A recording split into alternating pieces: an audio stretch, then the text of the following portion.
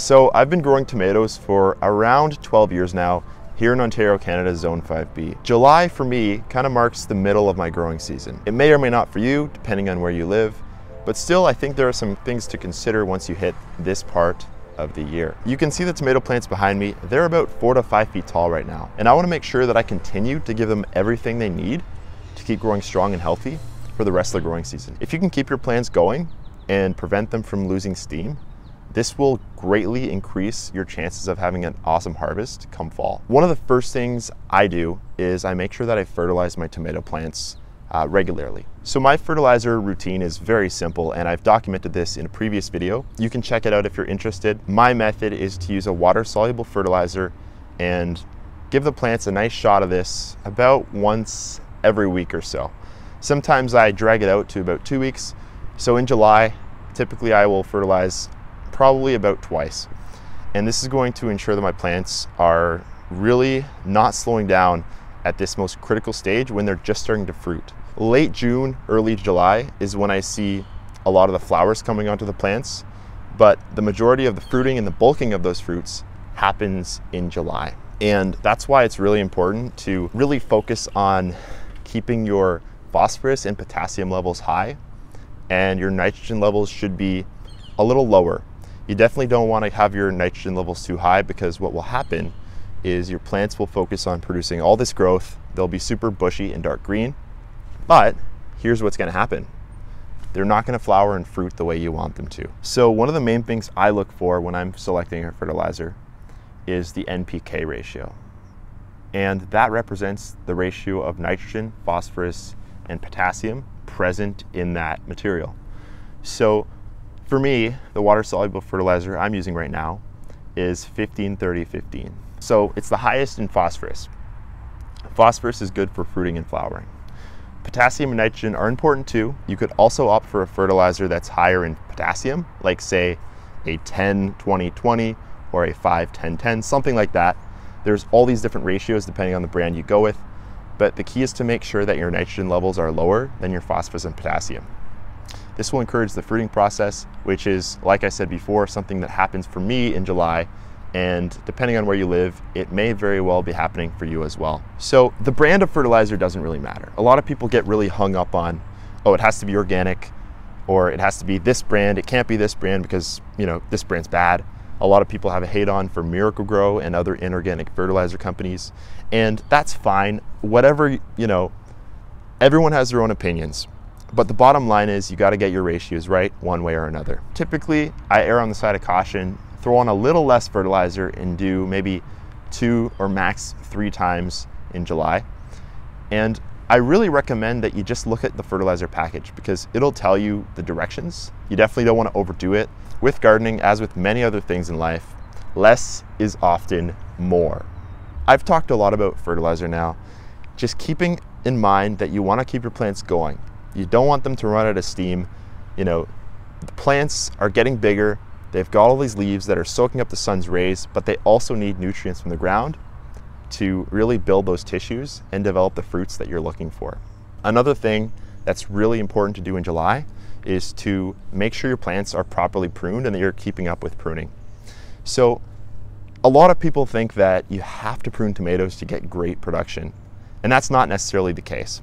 I've had amazing results without pruning my plants at all, so I know that you don't have to. That being said, I think that pruning really comes down to what method of support you're using. For example, if you're using tomato cages that provide 360 degrees of support around the plant, you don't need to prune at all.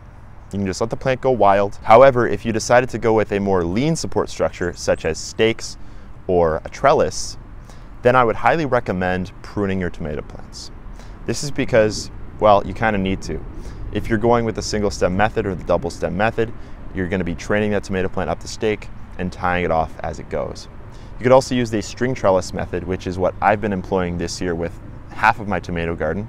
And this involves wrapping the string around your tomato plants as it grows throughout the season. So the pruning and tying process kind of goes hand in hand, and it's something that you really need to stay on top of in July, because your plants are really starting to get bigger now and they're starting to get those fruit loads. So the last thing you want is to neglect keeping your plants upright, and then the stems start breaking because the fruit is just too heavy. And also another thing to consider is that in July, oftentimes we get rainstorms, thunderstorms, and this can be devastating to your plants if you don't have the proper supports. So with my string trellis, for example, I typically go out in the garden and start spiraling them around probably once every couple weeks. So I'll do this a couple times during the month, 3 or 4 times potentially, depending on how fast the plants are growing.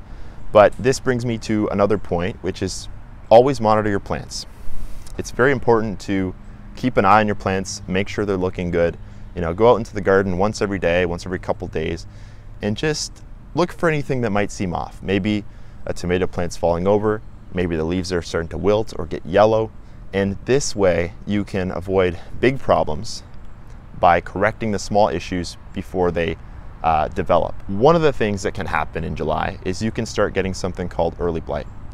So early blight is a major problem with tomato plants. I've had it before. I think last year I actually got it with my garden, and it was a mess.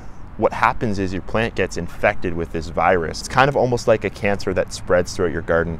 Once it's there, you can mitigate it, but you can't exactly eradicate it from your garden. And this is why when you're pruning your plants, it's always important to maintain some really sterile pruning shears. Even if you're just going out and plucking off suckers with your fingers, always make sure your hands are washed with soap, that as you're going from one plant to the next, you're wiping your pruning shears down with some rubbing alcohol or something to sterilize them. And to a lot of people out there, this might seem like overkill. It might seem silly. This is a garden, this isn't an operating room. But trust me, if you do this, if you treat your garden with respect in terms of keeping it clean, not introducing more pests and diseases than you need to, it will thank you with a much larger crop and more successful crop later down the road. Another thing I like to do when I'm out walking in my tomato garden is monitor the growing tips, because the growing tips of the plants will tell you if that plant is getting the nutrients it needs. If they're looking nice and green, nice and healthy, and the stems are, not skinny and stiff at the top, chances are your fertilizing is working just fine. The plants are getting the nutrients and the water that they need to thrive. But if you're seeing the leaves starting to look a little more pale, a little more yellow, maybe they're just not looking great at the top of the plants. This is an indication that maybe you need to step up your fertilizing or your watering, or do something a little differently to motivate those plants to keep growing. Another note for when you're out pruning your tomato plants, I highly recommend doing this when the plants are dry rather than when they're wet, say in the morning from dew or after a heavy rainfall. By pruning your tomato plants when they're dry, you're just going to reduce the chance of diseases and disease spores getting into those areas that have been pruned and avoiding the spread of disease throughout your tomato patch. Another key consideration for July is to make sure that your plants are not being bombarded by weeds. So getting out there, pulling weeds, maybe once a week, once every couple weeks, will prevent these suckers from just taking all the nutrients and the water away from your plants. It'll make sure that your plants are not competing. You really want to make sure that your tomatoes have as much opportunity as possible to get what they need. Any less, and they won't do as well as you might hope. A key pillar of tomato management success in July is watering properly. Remember I mentioned that July is kind of the time when the fruits start to stack up, flowering is happening, fruiting is happening. You want to make sure that your plants are soaking up enough water, because otherwise the fruits simply aren't going to grow. They aren't going to expand into these beautiful big tomatoes that you've been dreaming of for the last several months. In July in Ontario here, we typically get quite a bit of rain, so watering is not really a concern for me. But if you live in a more southern climate like say Texas, you really might want to consider a drip irrigation system. I have one in place in my garden too, just in case, but for the month of July, I don't typically have to use it, much if at all. Usually I have it more in place for, just a dry spell happens, but if you're in a drier climate like Texas, definitely, I highly recommend an irrigation system. It's gonna save you so much time. Not only that, but it's gonna supply your tomatoes with the water it needs throughout the month of July, so you don't have to worry about the plants wilting and being stunted and the fruits not forming properly. Another big issue that a lot of gardeners have with tomatoes is something called blossom end rot. This is where the blossom end of the tomato starts to rot, like the name implies. I know, very creative name.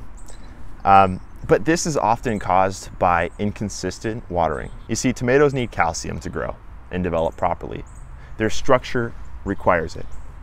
But when they're not being watered consistently, that calcium is not being transported up the plant into those fruits.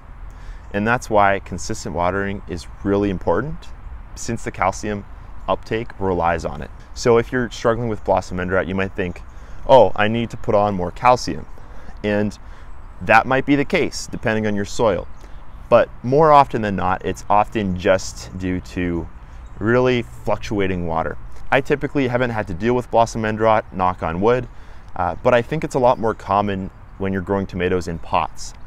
Because in a pot, the soil can dry out very quickly, and then you dump on a bunch of water, and that gets absorbed really fast, and this is just inconsistent. This inconsistency is really not going to be great for that calcium uptake, and it's also going to be more likely to lead to cracking. But from my experience, cracking is more common once you get towards the end of tomato development. So for me, that happens more in August and early September, not so much in July. But for July, keep your water consistent. It's going to really help your plants grow and help those fruits develop properly and get those massive maters like the ones you see in the grocery stores, except they're going to taste a heck of a lot better, not like the water balls that come from our greenhouses around here. No shade to greenhouse farmers. I actually visited a pepper greenhouse in Leamington a few months ago, and it was a personal tour. I was really grateful to have that opportunity, and it's really amazing to see just how much science, how much technology goes into that. But I'm getting a little off topic here. We're talking about tomato maintenance in July. Just adding on to what I was saying previously about watering, just because your plants are wilting on a hot, sunny day in July doesn't necessarily mean you should be watering. In fact, oftentimes what happens when it's very humid outside is the leaves can't perspire. So they can't sweat, or transpire is probably the more accurate word for plants. So basically what happens is when your tomato plants can't sweat, they wilt because they can't pull water into the leaves to keep them turgid. Anyway, I'm throwing around a bunch of jargon here. All you need to know is that just because your tomatoes are wilting doesn't necessarily mean you need to water. And when they're wilting and you suspect that they do have enough water, it's often a good idea to just go check the soil. So stick your finger down maybe an inch or two into the soil. If it feels moist, you're fine. Another thing is, if the leaves are wilting, you may have an issue with something called verticillium wilt. And this is I believe it's a bacterial disease that is systemic. It spreads throughout the plant. And if your tomato plant gets this, I highly, highly recommend you just cut it down and just remove it from your garden. Because this can spread, it's contagious, and the last thing you want is for verticillium wilt to be spreading throughout your entire garden and absolutely destroying your crop that you worked so hard for. So wilting can mean overwatering. It can mean that, it's just really hot during the day. It's humid, so those leaves are having trouble evaporating that water. It could also be that they're being overwatered. Sometimes when your tomato plants have too much water, they're waterlogged, what can happen is the leaves will actually droop. So growers, July or mid-season is kind of that phase when your tomato plants are really exploding in growth. The tomato fruits themselves are growing, getting bigger. You're seeing the clusters stack up, and it's a really exciting time. As we move into August, we're going to see a little more growth, but it typically starts to slow down a bit towards the end of August, towards the latter half of the growing season. And so July is where a lot of the magic happens. So it's important to make sure that your plants are fueled, they're taken care of, that they have the nutrients available, they're weeded, they're watered properly, they're pruned properly, and all these things. And you might just think, Lucas, that seems like a lot of little things that don't really matter that much. I mean, why can't I just let my plant go? And the truth is, you probably can. Tomato plants are very resilient, but it's important to consider, and I've probably said this a bunch of times in this video, I'm sorry, small 1% differences like, pruning right, sterilizing your shears, weeding, and all these things I talked about might seem small when you're actually doing them and taking that action, but it's all these little differences that add up and compound over the growing season that will really be conducive to a successful tomato crop. So everything you do matters. With the garden, it's important to have fun. Don't sweat the small stuff too much, but just know that if you can keep your garden going, keep it maintained well, keep it looking pretty, chances are it's going to produce a lot better for you towards the end of the season.